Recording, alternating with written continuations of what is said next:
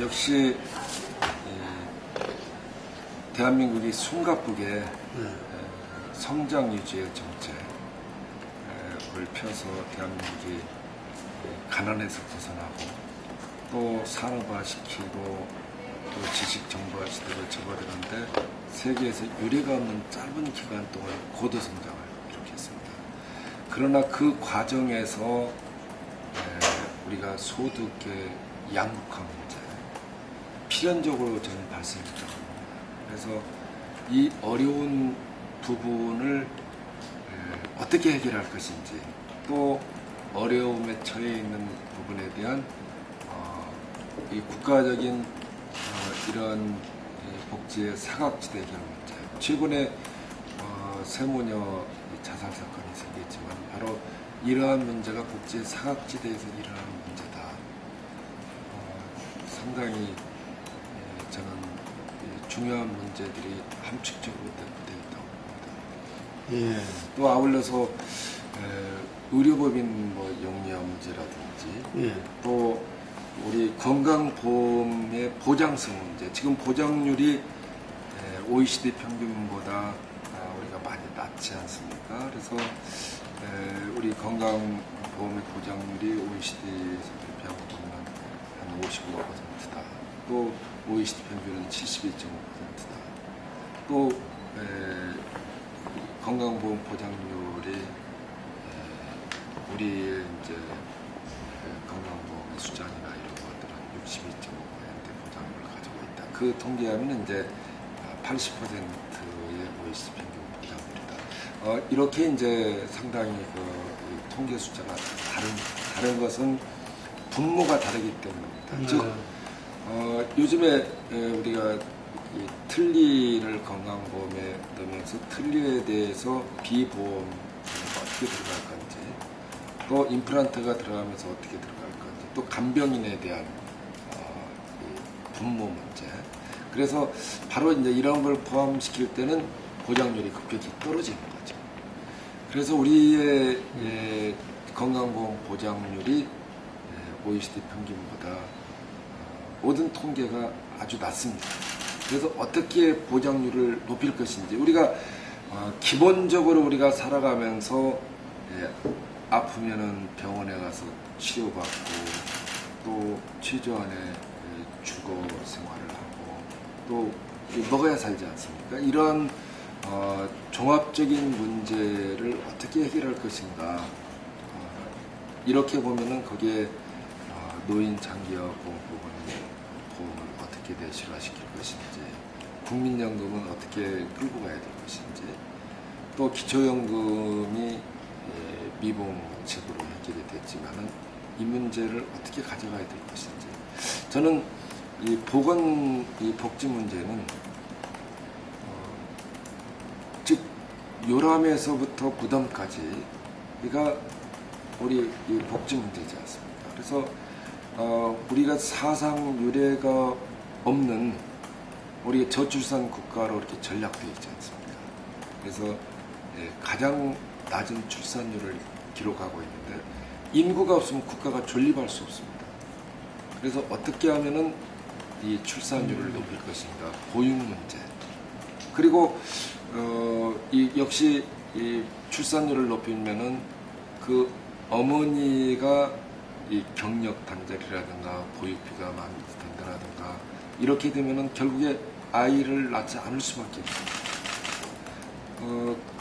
결국에는 이 어머니의 우리 건전하게 불이익을 당하지 않으면서 우리 사회에서 일하면서 우리 아이를 낳아서 키울 수 있는 제도를 만들어주는 거, 그리고 노후에 어떻게 하면 우리 장수 문제를 어떻게 해결할 것인지, 그것이 바로 이제 국민연금에 대한 문제고, 또 노인 장기화보험이라든지, 또 경우에 따라서는 제일 중요하다고 저는 보는데 노인의 일자리 문제, 즉 일자리 문제가 해결이 되면은 이 굉장히 일을 한다고 하는 것은 건강한 체력을 가지고 있다는 걸 의미하기 때문에 건강보험료 지출도 줄어들게 될 것이고, 또 국민연금의 지급률도 떨어지지 않습니까?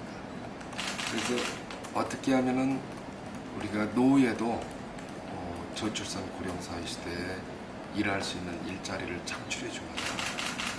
이러한 문제가 우리 보건복지위원회의 중요한 문제라고 생각합니다. 8월 25일부터 하는 국정감사와 또 9월 말일부터 이제 10월 초까지 예정되어 있는 국정감사, 이게 두 가지로 나누는 안이 결정되어 있지 않습니까? 네. 그래서 이 부분에 대해서 어떻게 하면은 효율적인 국감이 이루어질 것인지, 중복을 피하고 국감을 하는 것이 좋다는 안과, 또 중복이 되더라도 필요한 부분은 짚고 넘어가야 된다. 이런 두 가지 안이 있기 때문에 우리 상임위에서 상임위 위원님들의 의견을 지각해서 하도록 하겠습니다. 지금 현재 우리 보건, 의료 분야와 또 복지 분야 법안이 많이 밀려 있어요. 복수 법안 소위를 하자고 이렇게 말씀드린 것은 저희가 17대 국회에 제가 보건복지위원 4년을 했습니다. 그 당시에도 이 보건, 의료 분야와 복지 분야를 나눠서 두 개의 법안 소위로 만들어야 된다고 우리 의원들이 주장하는 사람들이 많이 있었습니다. 그때도 이루어지지 못했습니다. 전반기에 보면은 1126건의 법안이 발의됐습니다. 그 의원님 각자 그리고 정부가 심혈을 기울여서 만든 법안들입니다. 그런데 현재 미처리된 법안이 886건에 이르고 있습니다. 이만큼 많은 법안이 제출되는 분야가 보건복지입니다. 그래서 이 법안 심사 소위를 보건의료 분야와 복지 분야로 나눠서 하는 것이 보다 효율적이다. 이 복지 분야의 법안 숫자가 좀 작으면은 식약처를 묶어서 복지 분야 플러스 식약처 법안, 그렇게 한다면은 거의 전체 의원이 법안 심사 소위에 들어갈 수가 있고, 또 모든 의원이 심도 있게 이 법안에 관심을 가지고 논의를 한다면은 보다 많은 이 법안 처리가 될 수 있다. 저는 뭐 양적인 것을 의미하는 것이 아니라 보건복지 분야는 우리가 살아가는데 가장 기본이 되는 우리 생활 속에서 필요한 법이 바로 보건복지 분야입니다. 여야가 따로 있을 수 없습니다. 그래서 어떻게 하면은 우리 국민들이 생활 속에서 편리하게 하는 법안들이 논의되고, 또 필요한 법안이라고 판단이 되면 통과시켜서 이 법안 처리를 효율적으로 해줘야 된다. 이렇게 봅니다. 17대 보건복지위원 4년 하면서 그때는 우리가 여당이었죠. 그렇죠. 새누리당이 야당이었습니다. 열린우리당 시절에 보건복지위원회에서는 합의되지 않은 법안이 통과된 예가 한 건도 없습니다. 제가 기억하기로 한 건도 없습니다. 그리고 담뱃값 인상을 할 때에 그때에도 실은 합의 처리한 겁니다. 그 당시 야당에서는 우리는 담뱃값 인상을 반대한다. 그런데 여당에서는 1,000원을 인상을 해야 된다. 그래서 접점으로 500원의 건강증진 부담금을 올리는 걸로 결정을 하고, 다음에 투표는 우리가 참여할 수 없기 때문에 우리는 퇴장할 테니까 여당 단독으로 하시고, 그래서 그런 것까지 다 합의를 해서 법안 처리가 됐었습니다. 지금도 저는 국민기초연금이라든가 또 의료보험 영유라든가 몇 가지 접점이 있지만은 많은 논의를 거친다면은 우리가 합의점을 찾을 수가 있다. 이렇게 봅니다. 그리고 꼭 이 사회적인 합의, 또 여야의 합의, 이런 것은 민주주의의 가장 기본적인 거라고 생각하기 때문에 많은 공론의 장을 가진다면은 저는 최대 공약수를 찾을 수 있다. 저는 기본적으로 우리 박근혜 대통령께서도 복지 정책에 많은 관심을 가지고 계시고 또 공약도 많이 했습니다. 그러나 기존의 예산 틀에서 좋은 이 복지 정책을 만들어서 하는 부분도 있고, 또 우리 국민들이 신뢰할 수 있는 정책은 예산이 뒷받침되지 않는 복지 정책은 저는 상당히 미흡한 정책이라고 봅니다. 어떻게 하면은 우리가 정말 이 복지 문제에 관심을 가지고 해결하려고 한다고 하면 그 예산이 증가가 돼야 돼요. 이게 사상 최대의 복지비를 지출했다. 이건 사상 최대일 수밖에 없죠. 왜냐하면 법이 만들어져 있기 때문에 예. 그 법에 의해서 법정 지출하는 돈이 늘어날 수밖에 없습니다. 예. 그러니까 언제나 사상 최대가 되는 거죠. 사상 최대가 된다는 것은 그건 당연한 건데 예. 그 늘어나는 폭이 과연 OECD 평균을 따라잡는데 몇 년이 걸릴 것인가. 이건 이 중장기적인 계획을 가져야 됩니다. 그리고 거기에 들어가는 예산은 어디서 조달을 할 것인지 이런 사회적인 합의가 필요한 거죠. 지금 우리 GDP 대비해서 금년에 OECD 평균이 22.1%, 우리나라는 9.8%지 않습니까? 거의 우리가 반절도 안 돼요. 50%도 안 돼요. 훨씬 미달하지 않습니까? 그래서 이러한 이 복지 재정의 규모를 우리가 어떻게 가져갈까? 지금 이 예산만 가지고 우리가 뭐 우리 세계에서 우리가 복지 이 국가를 제대로 구해냈다 하는 것은 저는 옳지 못하다고 봅니다. 그래서 우리 대한민국이 10년 연속 자살률 1위지 않습니까? 또 노인 빈곤율 1위지 않습니까? 바로 이러한 이 부분에 우리 어르신들이 우리 사회를 발전시키는데 굉장히 기여를 했어요. 그런데 이분들은 노후의 준비를 안 했습니다. 즉 연금 제도도 성숙되지 않았고, 그리고 과거에는 우리 어르신들을 가족이 부양을 했어요. 근데 지금 핵가족 시대에 우리 자녀들 또 상당히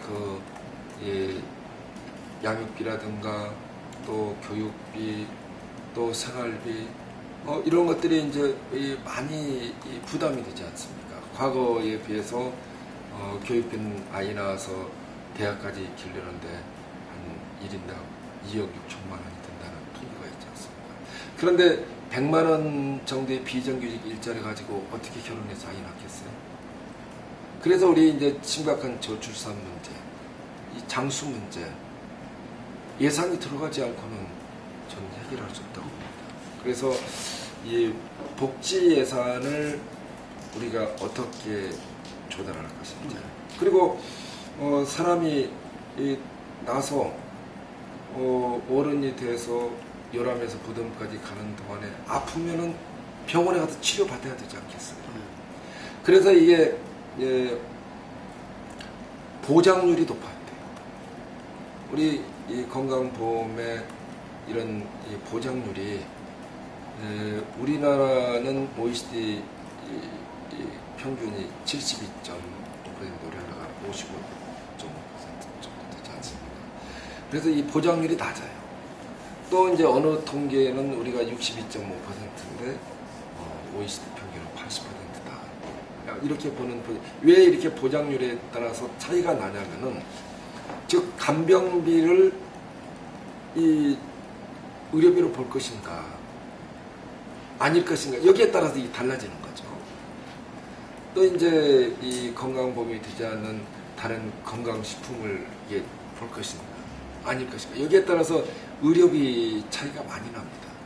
근데 현재 턱없이 우리가 부족하죠. 거기에도 이 건강보험에서 이야기하는 보장률을 1% 높일 때는 한 6천억 정도가 들어갈 걸로 예측되고 있어요. 그러면 그 부분에 대해서도 약 한 17.5% 늘리려면은 연 6, 7에서 42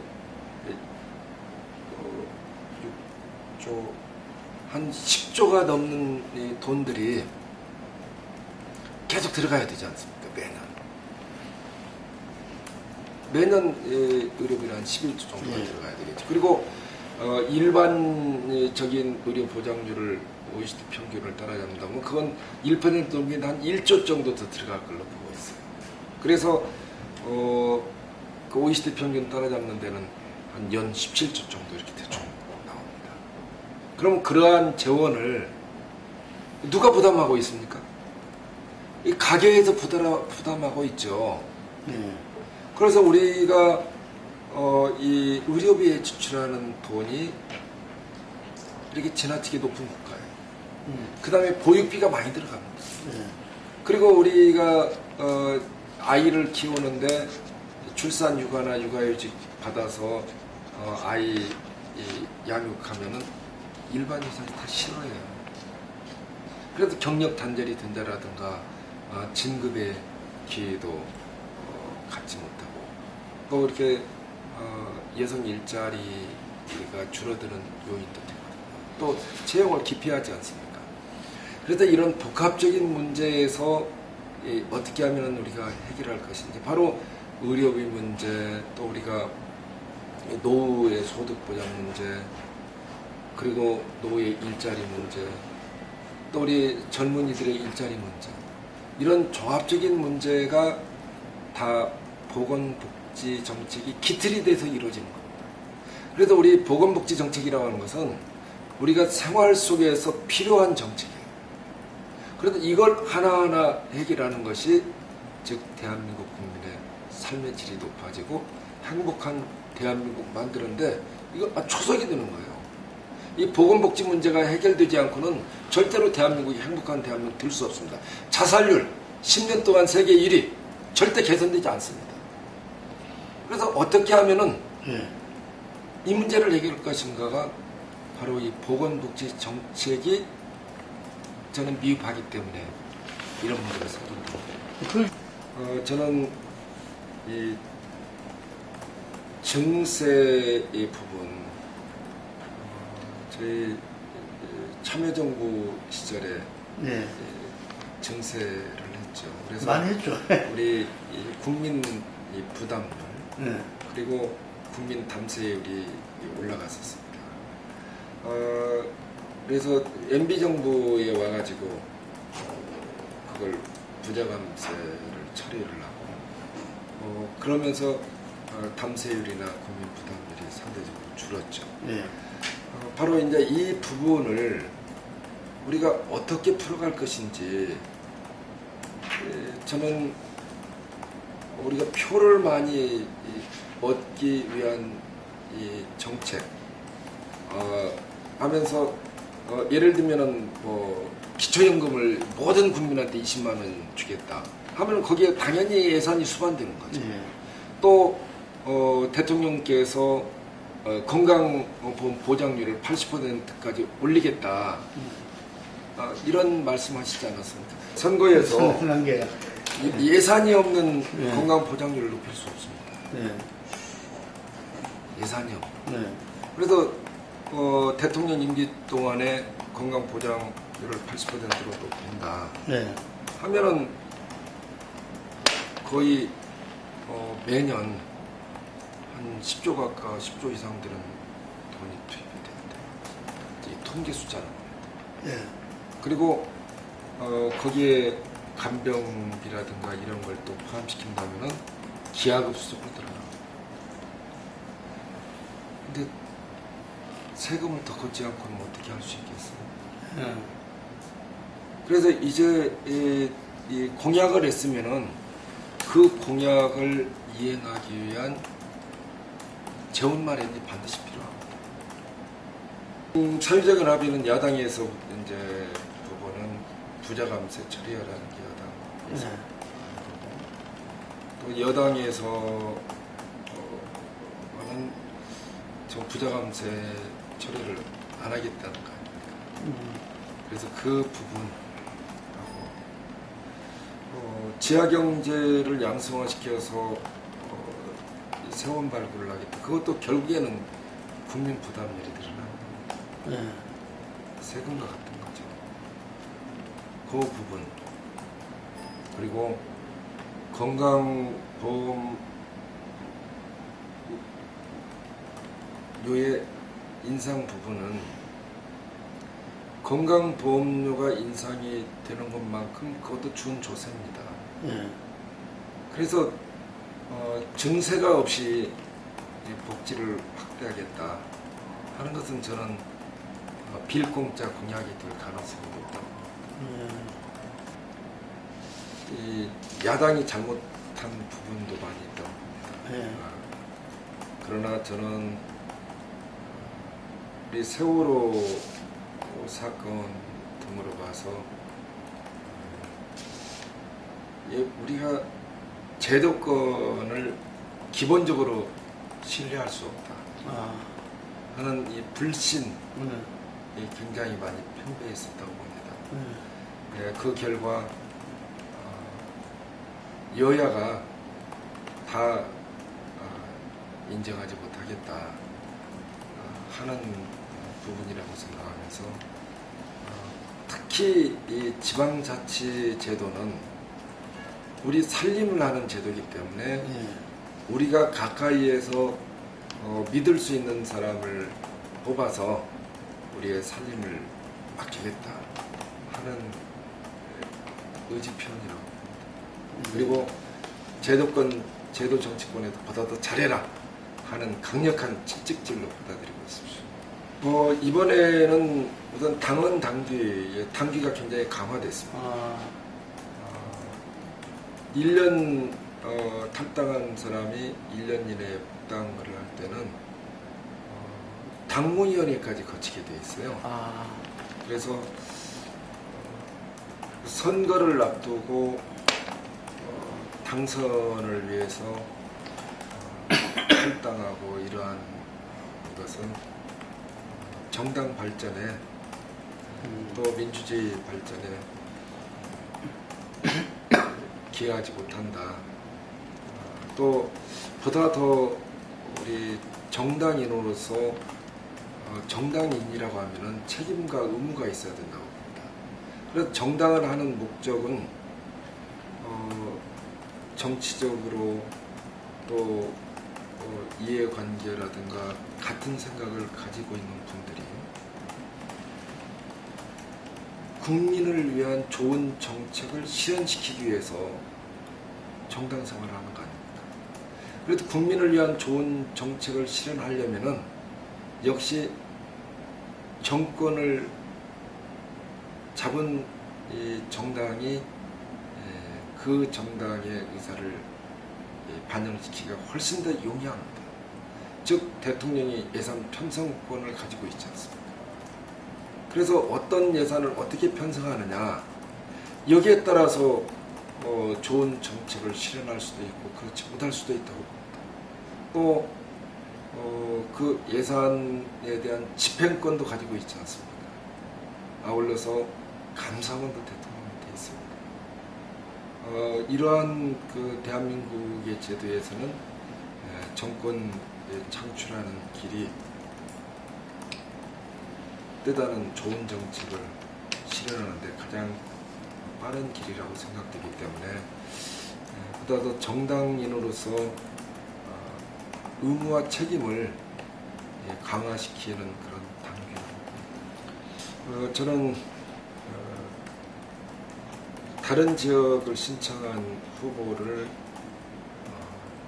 서울 지역으로 차출했다 하는 면에서 이런 그 원칙에 위배된 부분이 있다고 생각합니다.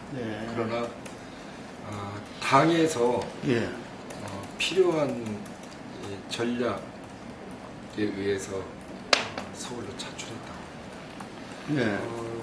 바로 그 후보는 박원순의 남자라고 볼 수도 있죠. 하우스, 예, 예, 그렇죠. 그래서 서울시의 부시장으로서 그 탁월한 역량을 발휘를 했었고, 예. 또 그동안에 이게 경륜이 많은 분입니다.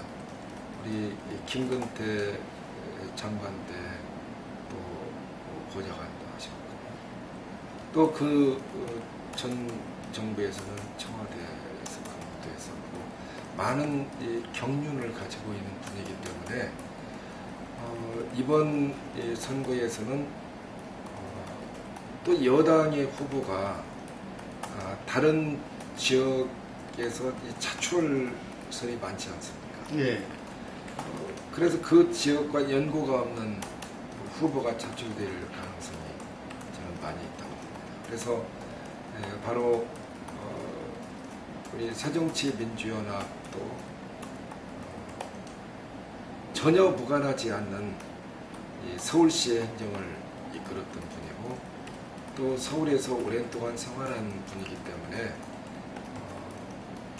가장 당에서는 적합한 후보다, 이렇게 판단한 것 같습니다. 그래서 당에서 이 판단을 해서 공천한 분이라면은 이 중진 의원으로서는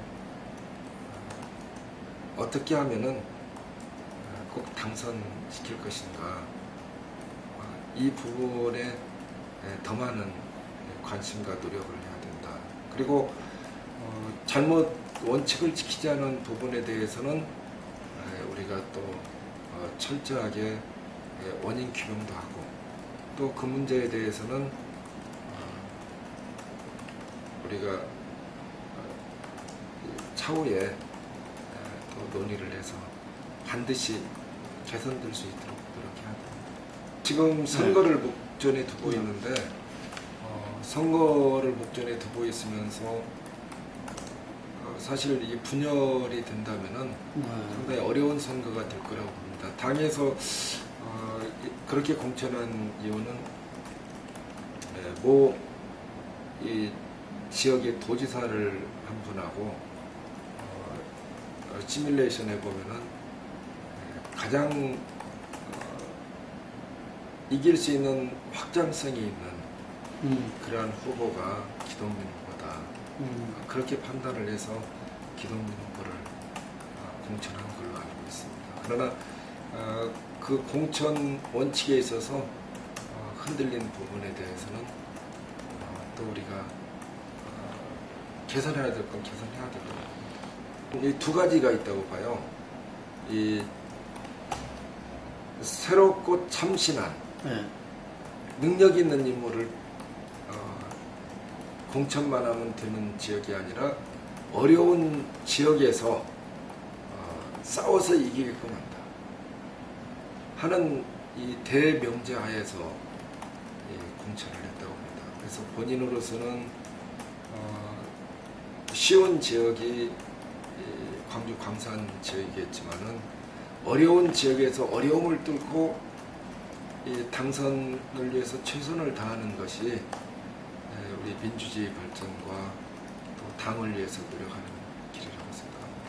바로 이러한 것이 밑거름이 되어서 정권 개최에 기틀이 될 거라고 생각합니다. 저는 그 인위적으로 이 배제하는 것은 저 개인적으로는 동의하지 않습니다. 이 공천에 있어서 공정한 룰과 또 이 공정한 절차를 거쳐서 우리 당원들이 원하는 후보, 또 우리 국민들이 원하는 준비된 후보를 공천을 해서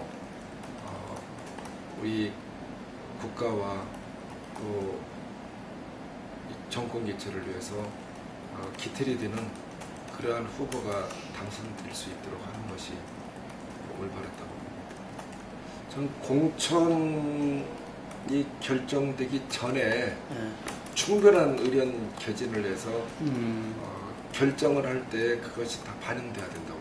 아. 그러나 그것이 최선의 공천이 아닌 경우가 저는 종종 있어 왔습니다. 예.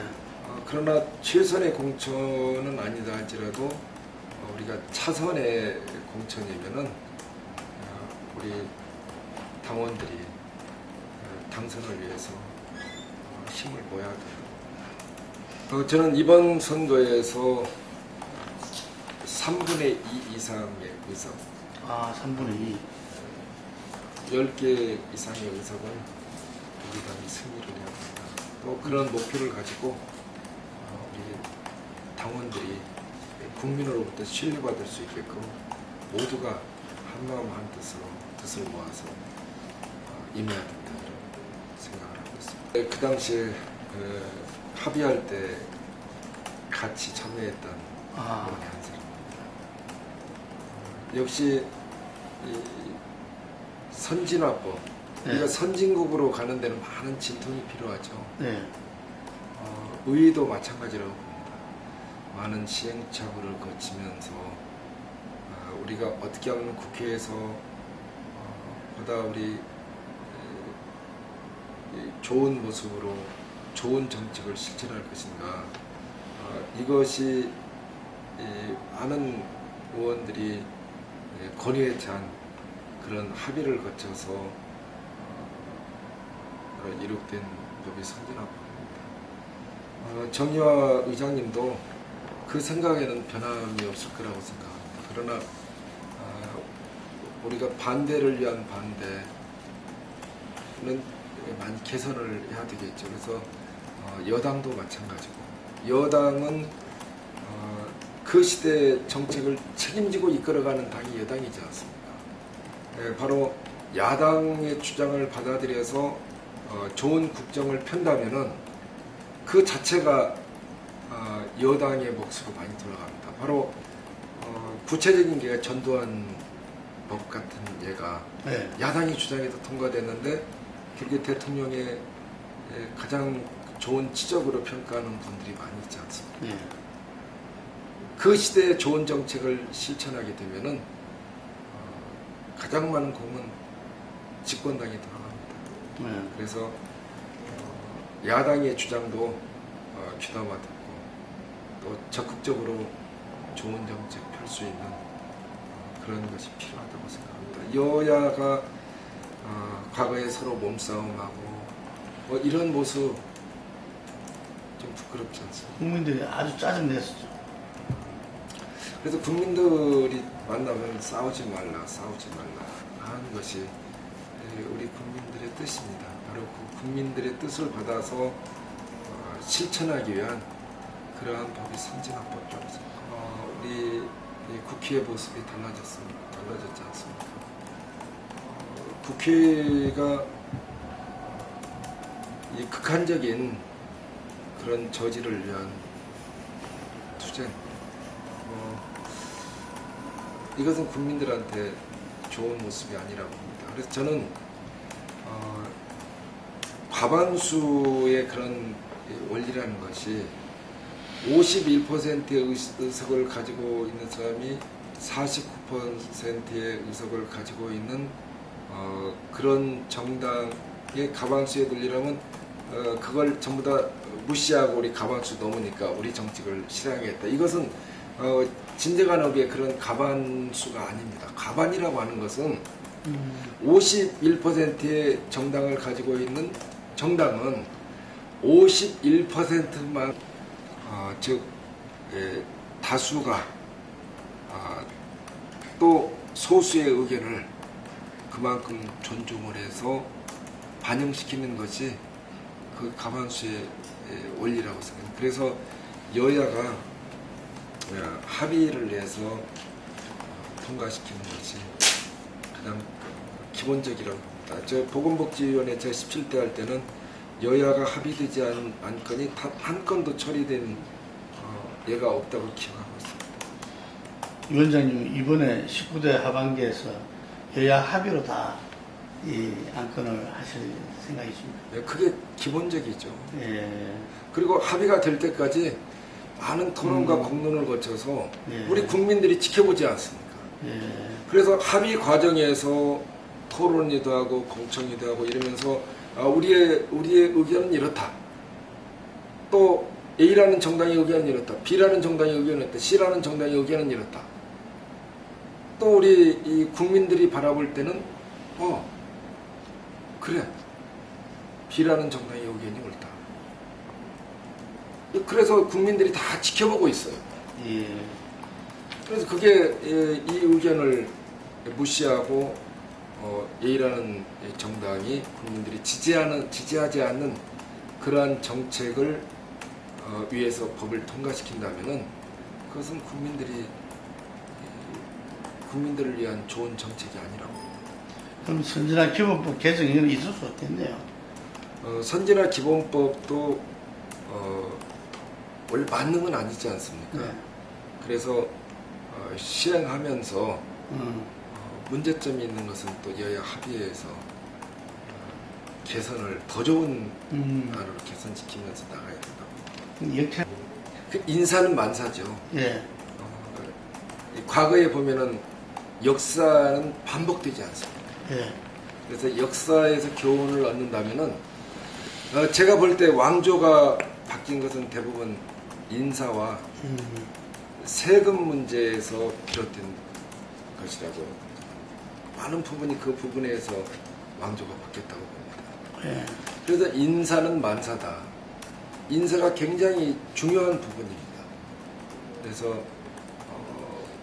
우리 국민을 위해서 준비된 일꾼 그런 분들을 검증을 해서 인재를 많이 발굴을 해야 됩니다. 그래서 인재풀을 넓은 데서 좋은 인재를 선발하는 것이 옳다. 왜 과거에는 예상되는 인물들이 있었지 않습니까? 그래서 미리 언론에 흘려서 언론, 사회의 그런 여론도 보고 어떤 흠집이 있는가도 보고 그렇게 해서 또 이 인사 검증 기관에서 많은 검증을 거친 인재라 할지라도 또 우리 국민의 또 검증을 거쳐서 최종적으로 낙점한 예가 종종 있었지 않습니까? 예. 바로 그러한 것도 좋은 사례라고 봅니다. 그래서 예. 앞으로 우리 박근혜 대통령께서 꼭 성공하는 대통령이 돼야 됩니다. 그래야만이 우리 대한민국이 선진국으로 도약할 수 있습니다. 예. 다른 국가가 한 발짝 나갈 때 우리는 두 발짝, 열 발짝 뛰어가야 됩니다. 그러니까 박근혜 정부의 성공이 필요하다. 성공이 필요하죠. 성공을 하려면은 저는 좋은 인재를 발굴을 해야 된다고. 여야 구분 말고 지역 구분 말고 좋은 인재라는 어떤 인재든지 등용해서 쓰시는 그러한 용단이 필요하다고 생각합니다. 예. 저는 첫째도 민생, 둘째도 민생. 네. 우리 생활 속에서 우리 국민들이 필요로 하는 정책. 네. 그것을 하나하나 개선하다 나가보면은 대한민국이 살기 좋은 대한민국, 또 행복한 대한민국으로 발전할 수 있습니다. 우리 이 새정치민주연합은 우리 국민의 대표로서 국민의 뜻을 받드는 겁니다. 우리한테 국민의 대표로서 우리가 입법권을 가지고 있는 것도 국민의 뜻을 받들어서 하는 준엄한 명령이기 때문에 우리 국민의 뜻을 받드는 것이 보다도 필요하다. 단 여론조사나 이런 면에서 나타난 것은 이 국민의 뜻이 다소 좀 잘못된 부분도 있다고 봅니다. 왜냐하면은 보수는 이 지지하는 것이 하나로 대부분 갑니다. 예. 그러나 진보는 다양성이 특징입니다. 예. 새정치민주연합은 우리가 중도 진보를 표방하고 있지 않습니까? 예. 그래서 진보 정당의 특성상 다양한 사고를 가지고 있는 분들이 많이 있기 때문에 다양하게 의견이 지지하는 것들이 분산이 됩니다. 그랬다가 이 선거철이 되면 또 진보가 결집을 하게 되죠. 예. 그래서 이 여론조사에서는 턱없이 이 진보 진영 지지하는 율이 떨어지지만은 박빙으로 가지 않습니다. 선거 때, 예. 바로 이것이 진보의 예. 저는 하나의 특징이라고 봅니다. 그래서 꼭 우리 국민 여러분께서 지금 지지하는 지지율이 우리 진보 정당의 정권 교체를 위한 지지율하고는 다소 차이가 있다. 그러나 우리 국민들이 우리 새정치민주연합이 국민들의 뜻에 제대로 부합하지 못하고 있기 때문에 우리 지지율이 반등하지 못한다. 이 점 명심하고 보건복지위원장으로서 국민 뜻 잘 받들어서 생활정치 잘 할 수 있도록 최선의 노력을 다하겠습니다. 예. 존경하는 국민 여러분, 제가 보건복지위원장이라는 중책을 맡게 된 것이 국민 여러분들의 성원 때문이라고 생각합니다. 여기에는 저의 그 의무가 있다고 생각합니다.